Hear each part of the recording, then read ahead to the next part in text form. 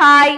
ബ്ലസി മീഡിയയുടെ ബാനറിൽ ലൈല തൃശൂർ നിർമ്മിച്ച് റഫീഖ് എം ബ്ലസി സംവിധാനം നിർവഹിച്ച അടൽ എന്ന ഷോർട്ട് മൂവിയുടെ ഷൂട്ടിംഗ് വീഡിയോയിലൂടെ ഈ കൊച്ചു സിനിമയുടെ കഥ ബാബ അഷറഫ് നിർവഹിക്കുന്നു.